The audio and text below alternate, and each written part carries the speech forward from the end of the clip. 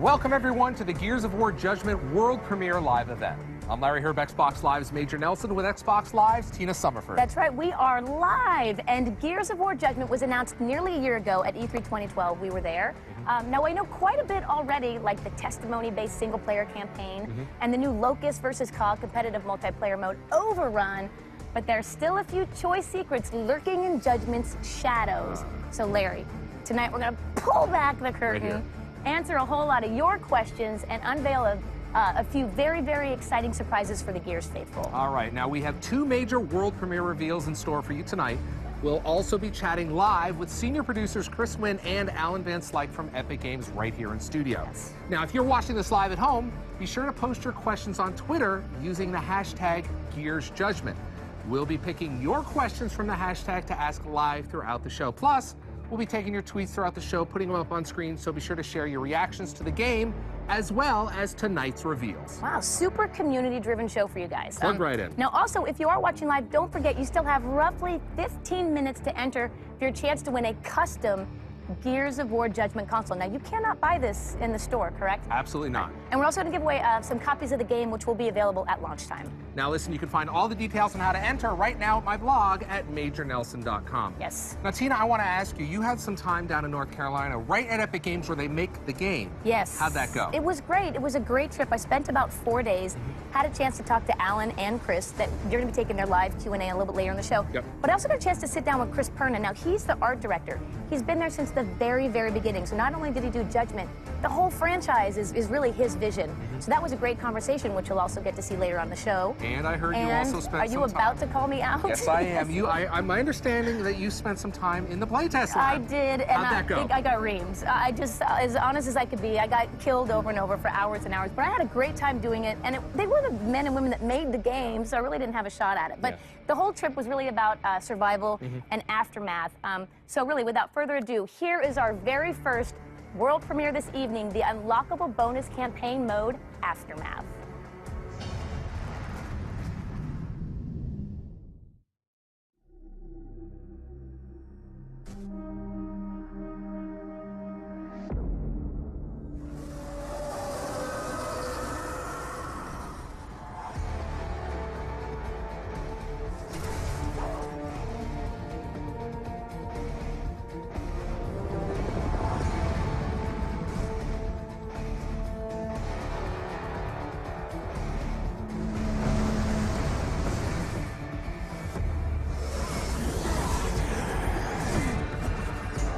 The easiest way to describe what the Aftermath campaign is, in the context of Gears of War 3, near the end of the game, Marcus and Dom go off in one direction toward Azura, and they send Baird and Cole off to find some supplies. All right. Baird, Cole, you go find reinforcements. We need transport, weapons, and anyone who can fight. It just so happened that they went to Havel Bay to go find those reinforcements, and so we had all the pieces kind of put together, and it was like, you know, let's go tell that particular story from Gears 3. You run into Paddock, who's one of the new characters in Judgment, because he's still hanging around that city. Only COG soldiers are this noisy. Paddock? That sidearm can go back where you found it. I think it's really neat to see Paddock inserted into this point in the timeline of the Gears story. It takes you back, and I think it's a point in time that everyone's going to be excited to see. Ultimately, it's a reward for fans. Paddock is a Groznian guy. He's kind of the grizzled veteran, former UIR soldier, right? So yeah, he was opposing the COG in the Pendulum Wars, and then when the treaty was signed, right around the time of Emergence Day, he came over to fight for the COG. Again, it's just a continuation of the story, and just peeling back the onion layer just a little bit deeper to see what else happened during that traumatic time.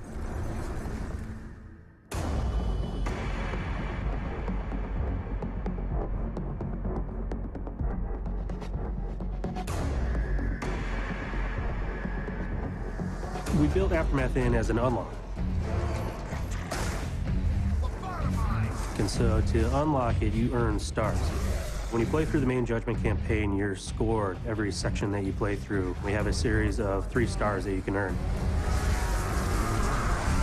You earn those stars by getting ribbons, you know, headshots and executions and those kinds of things. Also just by playing through the mission. If you take a declassified mission, that will boost your stars. The declassification system changes the way that you play. It's an optional system that you can choose that'll actually add challenge and make it even more intense than, than it previously was. It also changes the testimony and changes the way that the story is told. The dust gunked things up pretty good, and the grubs were going in for close kills. Basically,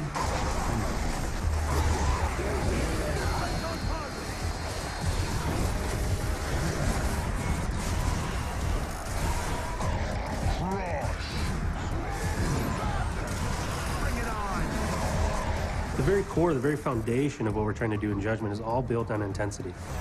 What led up to that is we had a lot of feelings that games get a little bit too easy these days, right? It's more about the experience as opposed to the challenge. To make it more intense, there's some specific things that we did. One of those is the smart spawn system, and so this was a whole thing that we engineered so that when you get into a battle, when you come into an encounter, what you face will be different every single time. You might play through once and get, tickers and maulers as you kind of like lay back, and then you play through again and you push forward, and now you have wretches and different enemies flanking you. So lots of intensity happening in this game. Systems like the smart spawn system are really cool for us as designers. I mean, yes, it's a challenge because it forces us to think in a different way. In the past, we could always say, okay, X, Y, Z is going to happen, and then when this ticker explodes, then the door is going to open, and a boomer's going to walk out, and we can script that experience. So it forces us to rethink a lot of the combat scenarios.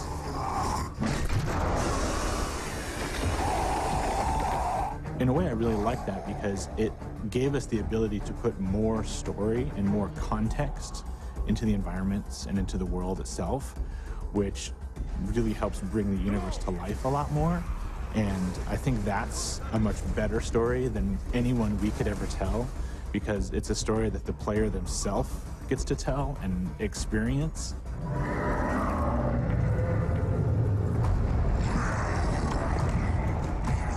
For us, it's a process of evolution. We don't want to just give the same experience over and over again, because that's really an injustice to the fans. And we want to make sure that we're delivering something that's progressing, not just both from a story standpoint, but from a franchise standpoint, but also from a gameplay standpoint.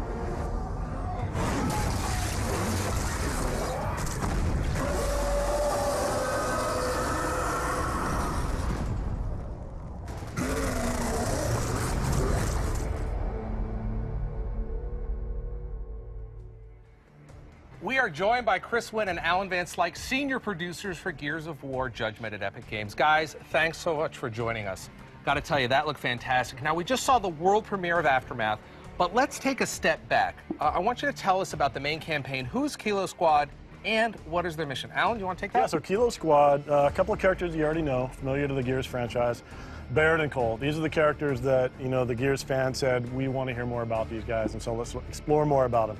And then this squad is rounded out with two new characters. We have Garen Paddock, who's a former grizzled UIR veteran, been in the trenches, but came over to help the COG fight the Locust after Emergence Day. And then we have Sophia Hendrick, who's kind of a fresh-faced Onyx Guard cadet graduate, but hasn't seen any battle yet. Any real action? Absolutely. Great. Now we've got some announcements coming up. Chris, tell us about some of the announcements that you guys have made recently. Yeah, it's really exciting these days. When you make a game, you finish it up, you get it in the box and out to stores, and you continue to develop. We release content after the fact, and so we announced just last week we did a deal with Maxim Magazine to be able to bring 2 free maps to our fans. Mm-hmm. And then including in that, we actually adding back execution mode. So this is a fan favorite mode. They really asked for it to come back in Judgment, so we were able to do that, partner with Maxim, and bring that to people pretty early on. And then we also announced the details of our DLC plan. So we're going to add 6 new maps and even 2 new additional modes, and then that's all wrapped up in a season pass, so you can get a discount on the whole thing. So wait a minute, I get my season pass, I get access to all the content, I get a discount, and I get double XP? You do, yeah, you get double XP forever. Right. So as long as you play in those VIP playlists, you're going to get double XP. Right. You also get the content early. You're going to get it before everyone else, which I think is really cool. And then, of course, we added in some skins and characters that you'll get just by being a VIP. There's a lot going on there. All right, we're going to go, what we're going to do right now, the community has just voted on the gameplay they next want to see. We're doing this live. This is live television. We're kind of going by the seat of our pants. What you have chosen on Twitter is domination. So Chris, Alan, let's bring up Domination here in the studio. We've got some gameplay here, and I want you to talk us through what we're seeing. Why don't you go ahead and do that? Yeah, Domination is a brand new mode we have in multiplayer, and so this is kind of an evolution of King of the Hill. You have 3 rings that are static on the map. These don't move around like they did in King of the Hill. And then your team's goal is to go capture those rings, and while you're holding them, you earn points, which you can see up there in the upper left-hand side of the screen. And the first team to the score threshold will win the match. And so what you have is it's a bit more competitive than what we had in the past. And we have these really close matches when we play tested in the labs back at Epic. You always know, by having those rings static on the map, and you know where ring A is, ring B is, ring C is, you always know where the action is, you always know where the fight is. And I think that's really one of the beautiful aspects of this mode. You always know where to go to get into the battle. Well, I noticed that Domination is that, you talked about where to go is in the battle, but it's a choke point. Everyone's being brought there, so you're going to get action on the way there, and then once you're there, it's nonstop, right? Yeah, that's right. Yeah, absolutely. And one of the things, that we've added to all of our multiplayer modes is this new vertical nature to the gameplay. So yeah, there's choke points, but it's no longer just a flat plain choke point. Now people can run upstairs, drop down, and flank you and surprise you. And so there's this whole new nature of strategy to the maps by adding this vertical nature to them. Tell me a little bit about, you mentioned playtesting earlier. How important is playtesting to a mode like this? It's massively important. I mean, you have to get the balance right. And so, particular to Domination, when we play test, a lot of it is the location of those rings. Right. We want to make sure that the battle is not only fair between the 2 teams, but they're in the right locations where you set up really good fights. So for example, this room here, you have 3 entry points. And so when you have one team defending in the middle, you have to kind of make sure you're watching all those entry points. And you've got some pipes you can duck behind. Yeah, as well. You take cover, of course, and find some really good places to kind of bunker down and defend, which is really important. Now, so you mentioned there's 3 rings. How does the gameplay progress in terms of the balance, and do I get one, do I move to the other? Tell me a little bit about that dynamic. Yeah, there's a lot of strategy involved in how you do that. So typically, there's one ring that's kind of near each team's spawn points, and so those are more easily captured, and then there's one that's kind of more in the middle, and then there's a lot more contention for that. So there's a lot of strategy and communication that has to happen to decide how you can essentially hold 2 or more of the 3 at all times so that you're accruing points faster than the other team.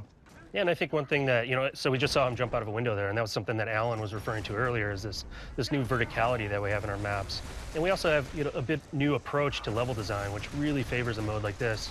It's a much more circular in terms of its movement, and so you